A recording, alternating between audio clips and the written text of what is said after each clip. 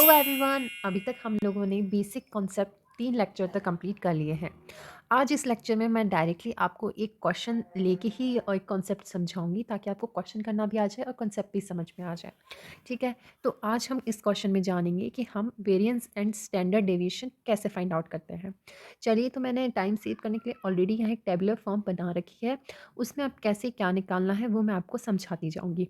सबसे पहले ये जो x1 जो हमने लिख रखा है ये हमारी है वैल्यूज़, ठीक है। और ये f1 है, ये फ्रीक्वेंसी मैंने आपको बताया था कि वो टर्म कितनी बार रिपीट हो रही है। फॉर एग्जांपल, अगर ये 4 एक वर्ड है तो ये कितनी बार रिपीट हो रहा है, 3 बार, इसलिए इसकी फ्रीक्वेंसी क्या हो गई, 3। सिमिलरली ये डेटा हमें ऑलरेडी गिवन है जो x1 में हम लिख रहे हैं,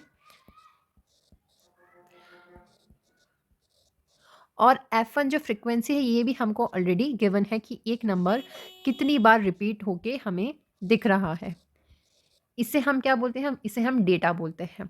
अब हम क्या करेंगे, इन दोनों का मल्टीप्लिकेशन कर देंगे। ऐसा मल्टीप्लाई हम क्यों करते थे, मील निकालने के लिए, ठीक है। तो अब हम इससे मल्टीप्लाई कर सकते हैं, 4 3 ज़ा 12। वैसे आप सबको जल्दी से मल्टीप्लाई कर दीजिए। आई होप इन इन इतनी टेबल में किसी को अभी तक कोई भी प्रॉब्लम नहीं है। अब ये जो हमारा x1 है ये, एंड ये x है, ये x1 तो हमने यहाँ से ही लिया है जो हमें ऑलरेडी डेटा गिवन है। और ये जो x के ऊपर हमने बार लगा रखी है, जो ये x के ऊपर जो ये हमने स्ट्रेट लाइन है इसको हम बार बोलते हैं। तो ये जो x बार हमने लगा रखा है ये हमारा मीन है, जो मीन हमने पिछले कॉन्सेप्ट में सीखा है। अगर आपने नहीं देखे वो तो लेक्चर्स पीछे जाके देख सकते हैं आप। तो उससे हम मीन निकालेंगे और हम इससे इसको माइनस करते हैं। क्यों करते हैं, इसको हम मीन डेविएशन बोलते हैं। क्योंकि हमने देखा था जो मीन मोड मीडियन है वो हमें एक सेंट्रल टेंडेंसी देते हैं, वो हमें बहुत सारी वैल्यूज़ की एक मिडल वैल्यू देने की कोशिश करते हैं जो उन सारी वैल्यू को रिप्रेजेंट करता है।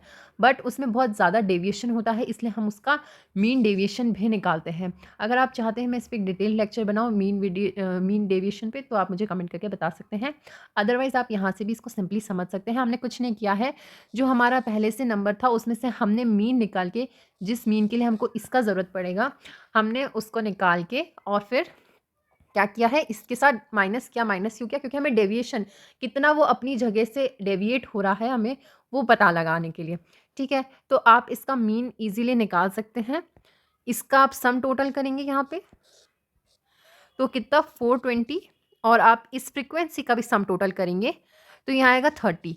और मीन निकालने का क्या फॉर्मूला है, मैंने आपको लेक्चर में बताया था। अगर आपको लेक्चर में याद रहा होगा तो आपको ज़रूर याद आएगा कि 420 इन सभी का सम डिवाइडेड बाय कितना टोटल है, 30। और इसका वैल्यू कितना आएगा, 14।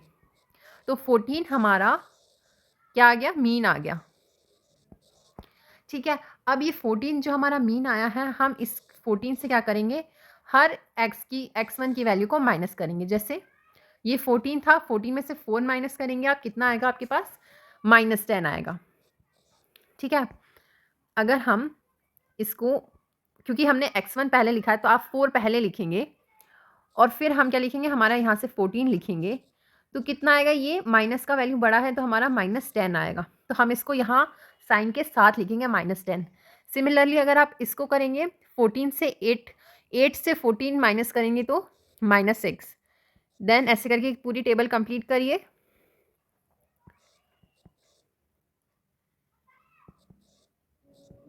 ओके, अब ये तो मीन डेविएशन हमारा आ गया।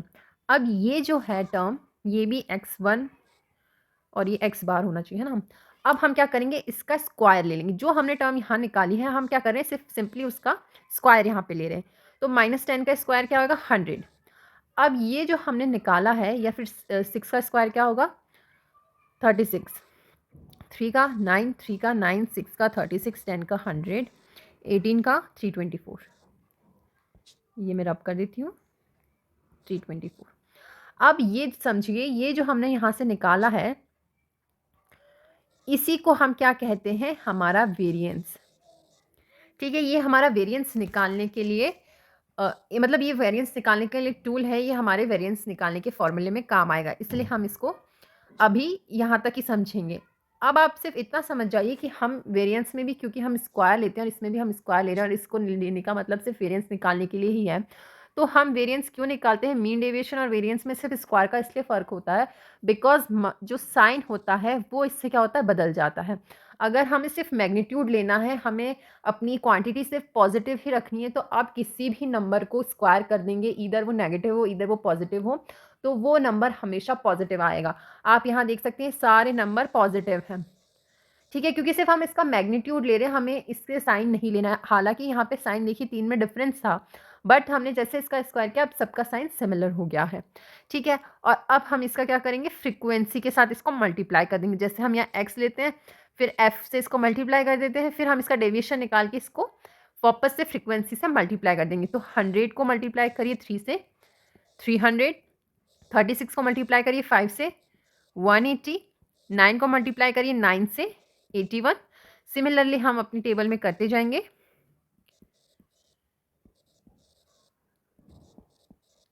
ठीक है, अब आपने ये सब भी निकाल लिया, इसका भी यहाँ टोटलिंग लिख लीजिए।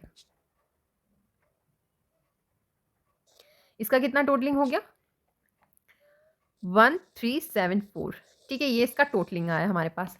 अब हमें क्या करना है, सिंपली हमें अगर वेरिएंस निकालना है, बिकॉज मीन हमने यहाँ से निकाल लिया था, ठीक है। अब हम क्या करेंगे, अब हम इसका वेरिएंस निकालेंगे। अब आप ध्यान से सीखना वेरिएंस कैसे निकालते हैं। वेरिएंस को हम ऐसे डिनोट करते हैं। देखिए मैंने आपको बताया था यहाँ स्क्वायर होता है, स्क्वायर का क्या, क्यों हम स्क्वायर लेते हैं, इसका भी मैंने आपको अच्छे से समझा दिया है। इसका बेसिक फार्मूला अगर आप सीखना चाहते हैं तो ये इसका बेसिक फार्मूला है।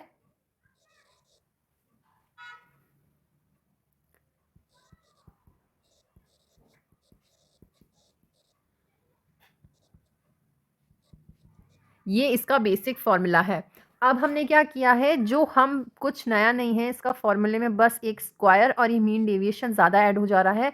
बाकी ये एग्जैक्टली जैसे हमने मीन निकाला था फ्रीक्वेंसी से एक्स को मल्टीप्लाई करके, तो हम यहाँ सिर्फ इसको इससे फ्रीक्वेंसी को इससे मल्टीप्लाई करेंगे, विच इज़ 1374। यहाँ से आप ये वैल्यू ले सकते हैं जो इन टोटल हमने निकाली थी अभी, और उसको किससे डिवाइड करेंगे, हम फ्रीक्वेंसी के टोटल से, जो कि हम यहाँ से लेंगे,